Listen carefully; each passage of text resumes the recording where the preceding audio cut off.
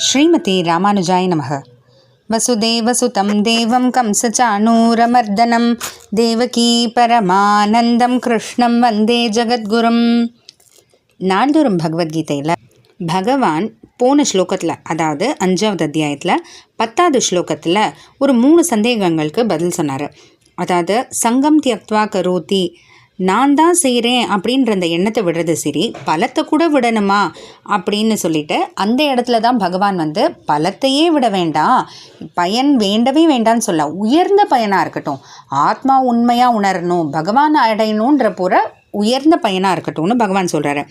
அதே போல் எப்படியும் நான் தான் செய்கிறேன், ஆனால் அந்த எண்ணத்தை எதற்கு தவிர்க்கணும் அப்படின்னு பார்த்தா அப்போ தான் பாவங்கள் நம்மளை தீண்டாமல் இருக்கும். அதே போல் இந்த உலகத்துலேயே இருந்துக்கிட்டு எப்படி இந்த விஷயங்கள் எதுவும் நம்ம மேலே படாமல் இருக்கிறதுனா அதுக்கு தாமரை இலையில் நீர் அப்படின்றத ஒரு உதாரணமாக எடுத்து காமிச்சார். இதெல்லாம் கேட்டது சரி, புரிஞ்சதும் சரி, ஆனால் இப்படிலாம் கூட யாரும் இருக்க முடியுமா அப்படின்னு நமக்கு ஒரு கேள்வி வரலாம் இல்லையா? அதுக்கு தான் சிறந்த ஞானிகள் கர்மயோகிகள்லாம் அப்படி தான் வாழ்ந்துட்டு வராங்கன்றத 11வது ஸ்லோகத்தில் சொல்கிறாரு பகவான். எப்படி பகவான் சொன்னது போலவே அவங்க வாழ்ந்துட்டு வராங்கன்றது தான். காயேன மனசா புத்தியா கேவலைரிந்திரியைரபி யோகினः கர்ம குர்வந்தி சங்கம் தியக்த்வாத்மசுத்தயே.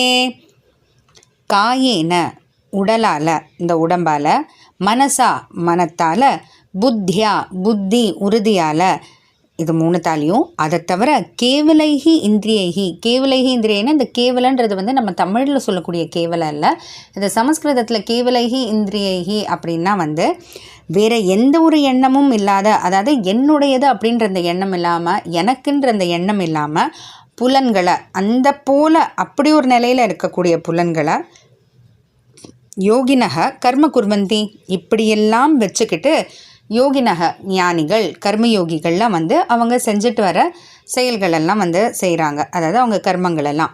அது மட்டும் இல்லாமல் சங்கம் தியக்த்வா, பலன் எதுக்கும் எதிர்பாராமல், பலன் எதுவுமே அப்படிங்கும்போது தாழ்ந்த பலன்கள் அதெல்லாம் எதுவும் எதிர்பார்க்காம ஆத்மசுத்தையே, ஆத்மசுத்தியோட, ஆத்மசுத்தின்றது இந்த ரெட்டைகளெல்லாம் தாண்டிய நிலை.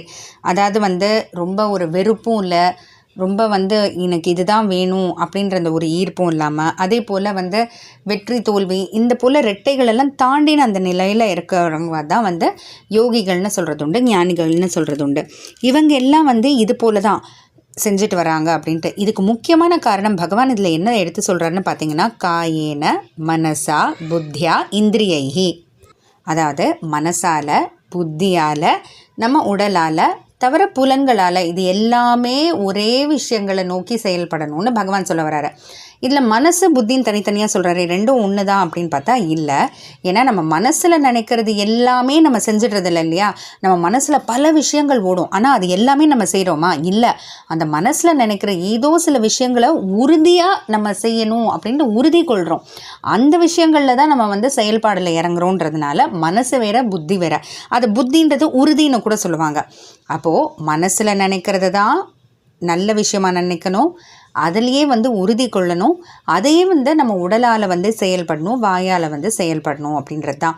இதையே பார்த்திங்கன்னா ஒரு ஸ்லோகத்தில் சொல்லுவாங்க அழகாக, மனசியேக்கம் வச்சசியேக்கம் கர்மண்யேக்கம் மகாத்மனாத். மகான்கள் பெரிய பெரிய ஞானிகள்லாம் மனசில், அவங்க வாயால் பேசுறது, அவங்க செயலில் காமிக்கிறது எல்லாமே ஒன்றா தான் இருக்கும் அப்படின்னு.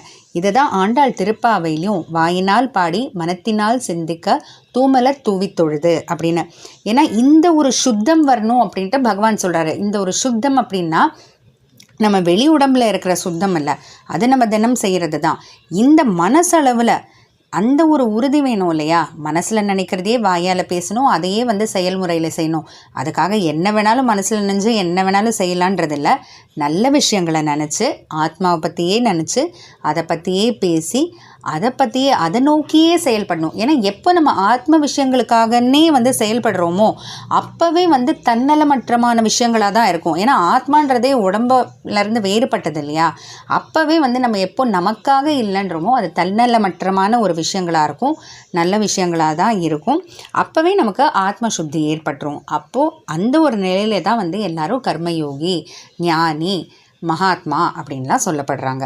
இதை தான் பகவான் வந்து இந்த 11வது ஸ்லோகத்தில் இப்படியும் எல்லாரும் வாழ்ந்து காமிச்சிட்ருக்காங்க அப்படின்றத நமக்கு எடுத்து சொல்கிறாரு. தொடர்ந்து பார்க்கலாம். ஜெய்